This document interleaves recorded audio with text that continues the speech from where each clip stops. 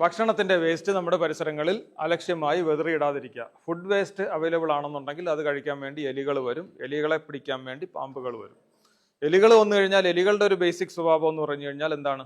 മാളങ്ങൾ ഉണ്ടാക്കും, മണ്ണ് തുരന്ന് മാളങ്ങൾ ഉണ്ടാക്കും. അപ്പോൾ എലിയെ പിടിക്കാൻ വരുന്ന പാമ്പുകൾ മാളങ്ങൾ കണ്ടാൽ അതിനകത്ത് കയറി താമസിക്കാനും സ്ഥിരമായിട്ട് ആ പരിസരത്ത് സാന്നിധ്യം ഉണ്ടാകാനും സാധ്യതയുണ്ട്. അതുകൊണ്ട് ഒരു കാരണവശാലും ഫുഡ് വേസ്റ്റ് നമ്മൾ അലക്ഷ്യമായി വെതറിയിടരുത്. അത് വീടുകളായാലും സ്കൂളുകളായാലും മറ്റ് സ്ഥാപനങ്ങളായാലും ശ്രദ്ധിക്കേണ്ടുന്ന സംഗതിയാണ്.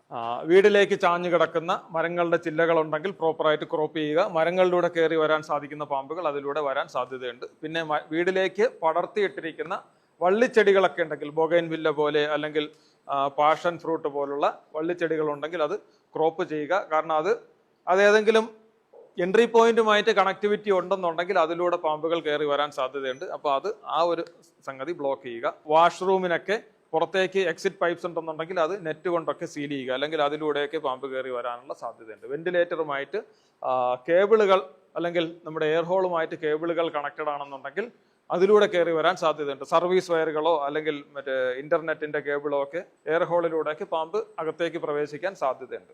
മുൻവാതിലിന്റെയും പിൻവാതിലിന്റെയും താഴ്ഭാഗത്ത് വിടവുണ്ടെങ്കിൽ അതിലൂടെ പാമ്പ് കയറി വരാൻ സാധ്യതയുണ്ട്. അപ്പൊ അങ്ങനെ ഗ്യാപ്പുകൾ സീൽ ചെയ്യുക. അതിന് ഏറ്റവും ഫലപ്രദമായിട്ടുള്ള മാർഗം എന്ന് പറയുന്നത് കട്ടിളപ്പടി, അടിവശത്ത് കട്ടിളപ്പടി ഉണ്ടാവുക എന്നുള്ളതാണ്. ഇനി അത് സാധ്യമല്ല എന്നുണ്ടെങ്കിൽ എന്ത് ചെയ്യുക? അത് സീൽ ചെയ്യാൻ പറ്റുന്ന പ്രോഡക്ട്സ് മാർക്കറ്റിൽ അവൈലബിൾ ആണ്. എന്താണ്, മാറ്റ് പോലുള്ള പ്രോഡക്ട്സ് അല്ലെങ്കിൽ അത്തരത്തിൽ സീൽ ചെയ്യാൻ പറ്റുന്ന പ്രോഡക്ട്സ് അവൈലബിൾ ആണ്. അത് ഉപയോഗിച്ച് അത് സീൽ ചെയ്യുക. സ്ഥിരമായി നടക്കുന്ന വഴിയിൽ കാഴ്ച മറയ്ക്കുന്ന ചപ്പുചവറുകളോ ഒന്നും ഉണ്ടാകാതെ, അല്ലെങ്കിൽ കരിയിലകളോ കാട് പിടിച്ച് കിടക്കുന്ന സാഹചര്യമോ ഉണ്ടാകാതെ ശ്രദ്ധിക്കുക എന്നുള്ളതാണ്.